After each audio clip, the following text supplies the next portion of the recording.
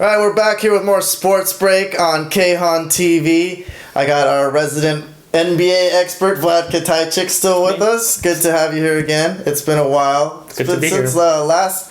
It was late November, early December since you were here last time, something like that. That's right. A little bit has changed, not much. We're looking at the elite teams right now in the NBA. The Warriors and the Spurs have been trudging along, although the Warriors lost last night, actually, to the Grizzlies. Close game. Grizzlies are a good team. They're always competitive. And the one difference that happened is that the Clippers fell off the map. They had a big losing streak after getting injured, and the Rockets skyrocketed up to third place and took their spot. So I want to talk about the Rockets for a second.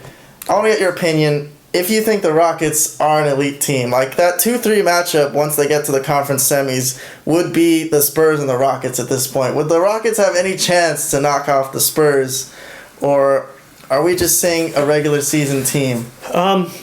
That last point, a regular season team, I think that's all it is. They're scoring, they're having fun. Harden's having a hell of a season, assisting, passing, rebounding, everything like that. But in the playoffs, I have a feeling, a very good feeling, they would be exposed.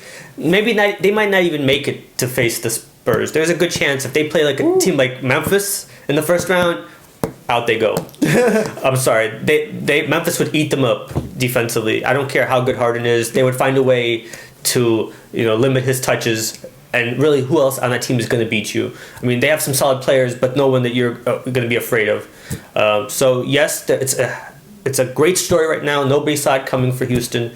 D'Antoni, people were bad-mouthing him after his last stint with the Lakers and previously with the Knicks. So, yes, this is a great turnaround for them. They're having a great season. I'm not taking anything away from them. I just feel that their style of play is not suited for playoff basketball, and they would be exposed very badly. Definitely against the Spurs, possibly against Memphis if they have to play them. They should avoid that matchup like the plague, because nobody should want to play Memphis in the first round of the playoffs. That is a team that is a horrible matchup for a lot of teams. So, yeah. Yeah, the first round Memphis matchup, even if you win, you're going to be exhausted going into the second round. So, at this point, the Memphis Grizzlies are 6th and the Rockets are 3rd. So that would currently be the matchup. Much could change before the season ended. So I did a segment a while ago talking about the Clippers free fall and how I felt, as a Clipper fan, actually, I don't really want to say that too much on the show, that I was disappointed with the fact that even though there are injuries, and Paul and Griffin are injured, and Paul just came back, he's limited, but he's playing now, they did fall pretty far back of Houston. I don't think they'll catch Houston. If anything, they'll probably be a 4th seed. And, I'll just get your opinion about the Clippers. What do you make of them? Like, what do you see is the limit? The roof. What is the ceiling for this Clipper team? How far can they go? Probably the second round.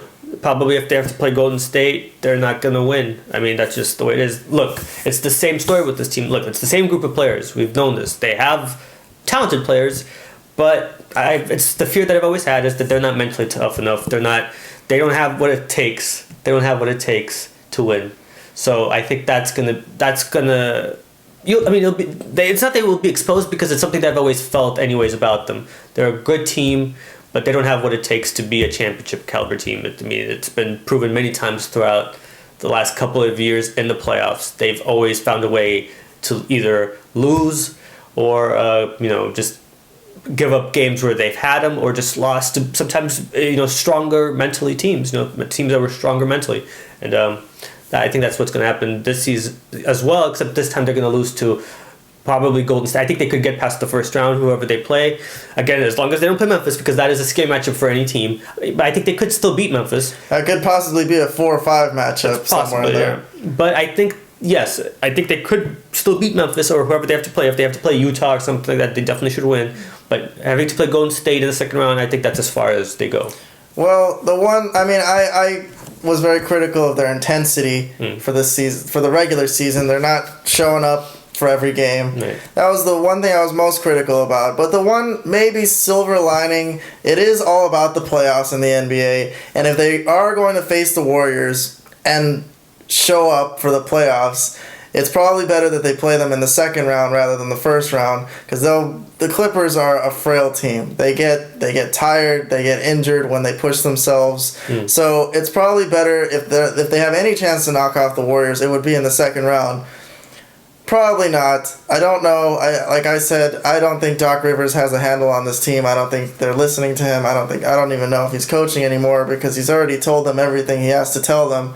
At this point, he thinks they can just go out and do it on their own, which is not really good. I think you need a coach who will be on a team's ass, basically.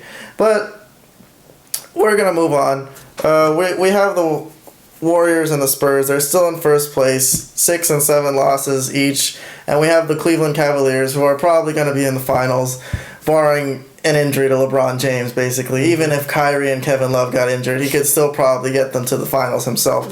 So we're going to move on. We'll be back for another segment in a minute. We're going to talk about the MVP discussion and who should be in the running and what should be the merits for the MVP award. But we'll be back in a moment.